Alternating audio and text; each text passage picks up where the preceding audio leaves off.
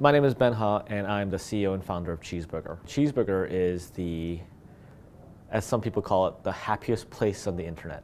Cheeseburger is now 58 plus sites, and we run several high-profile brand humor websites on the internet, such as Failblog, I Can Ask Cheeseburger, and Memebase. And in fact, what we're doing is we're continuing to expand our portfolio of sites and content that people can actually enjoy. And what we've now done is we've allowed our users to create their own collection of humor. And what we really want to become is synonymous with humor on the internet.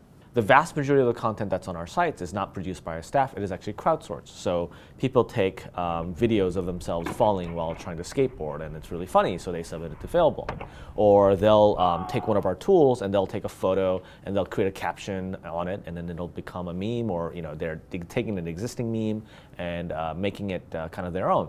And so we don't really know what's coming down the pipe. I guess in business parlance, we don't really have a reliable supply chain. So what we rely on is we rely on screening, and we rely on the community to help us filter out the stuff that's good versus that's not. And we try to make sure that that supply of content that's going to show up on our sites every day is really good, and work on the macro issues. Like, hey, if I'm a business working on content, I want to make sure that I have the best staff writers, because the staff writers always generate good content.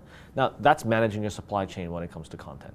So with us, we manage our supply chain with content by making things easier for people to create. And as long as your filtering system's there, then you can actually generate better and better content. What you really want to do is deliver consistent, quality content every single time somebody visits. You want to make it a daily habit. And the only way to actually grow your traffic and your audience is to get new people to show up and get some of them to stay. Because if they don't stay, all you're going to end up with is the same amount of traffic you had before. And I usually dissuade people from trying to pursue virality. And the reason is that I've seen enough data and I've seen enough metrics from our sites as well as others that show that virality just becomes this giant peak, and then it just disappears, and the people who showed up really don't come back. And you're left kind of the same place that you were before, even though you spent all this effort trying to get virality.